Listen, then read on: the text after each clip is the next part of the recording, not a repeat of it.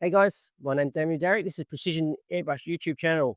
Today we are fixing the disaster. I've got already painted this. I've already put a big black line down the center and repaired it. This is the second video. The first video is in real time.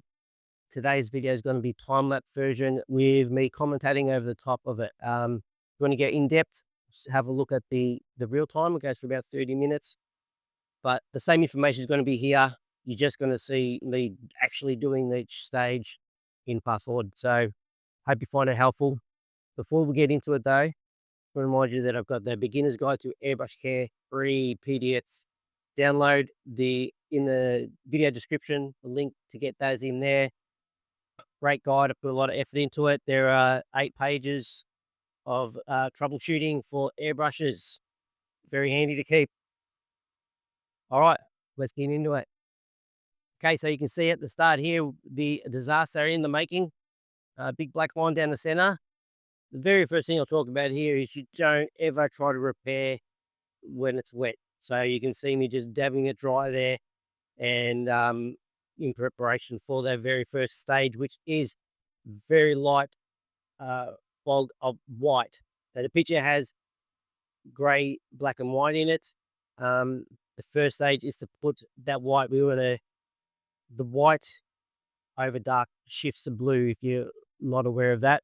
The way to fix the blue shift is to put darker colors transparent over the top, or dark colors over the top. So white's the first, then the gray, then the black. So you'll see those first 3 stages here. We'll hit play again. So the next stage here, you see me doing the gray. Doesn't look much different, but if you look into the mid-tones, a lot of that blue shift has already started to go. But I wanted this early stage, I wanted you to clearly take note that you can clearly see the mistake. You don't want to wipe it out. You're going to be tempted to really hook in and wipe it out completely. You don't want to do that because you don't want to lose all the shapes around it, all the correct stuff. We're trying to fix the mistake only and not going to wipe it out first go. And it also helps keep it dry. The next little stage here, you'll see I've it's really light on the top of the nose, so I just went in with the white again, just in that part, and stayed inside the grey. So really, this is against my light to dark. I put white over the top of the grey, but it's just in the real light area, and it just saved around. You'll see later. We're going to do this process 3 times. And if I didn't put that white in there, it probably would have been 4 times. So that was just that part. And then we reapply the black. You can see me put all the shapes back in that you can still see because I've only lightly put the white and grey on.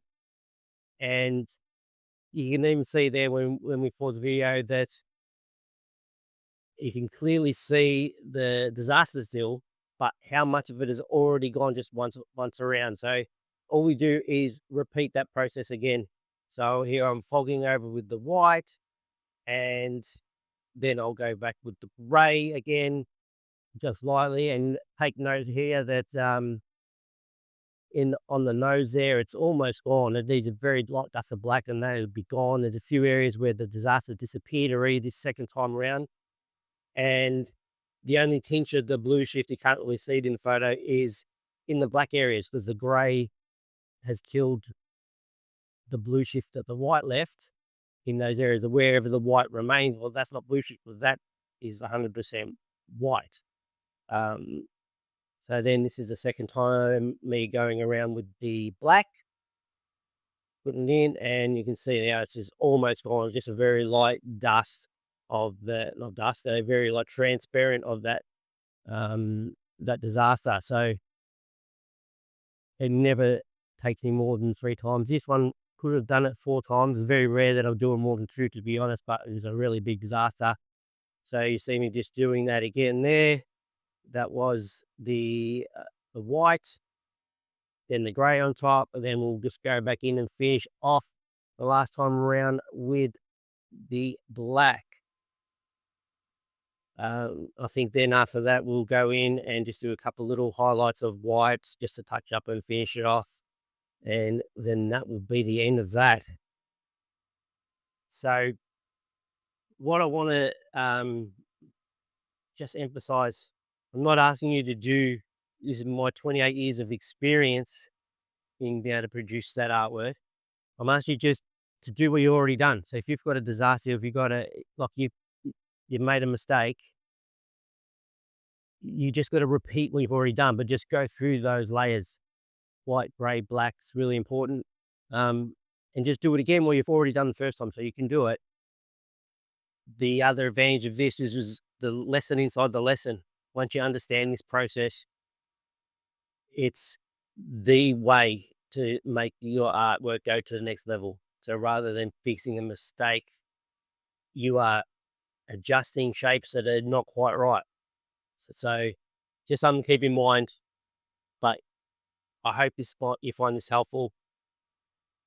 Everything is fixable. So enjoy it. Take that pressure off. I call my airbrushing freedom to freehand because I'm completely free. It's not about the freehand side of it. I don't care how you do. If you mask and stencils, but I'm free because there is no mistakes that I cannot fix. And that means I don't actually make mistakes. It's just a step in the process. So hope you find it helpful, guys. Don't forget there is the longer version of this video where I talk a little bit more in depth in each stroke and you see it all in real time. But this one's gone long enough. So thanks for watching. Subscribe. Please share it with your friends. Appreciate it. See you next time.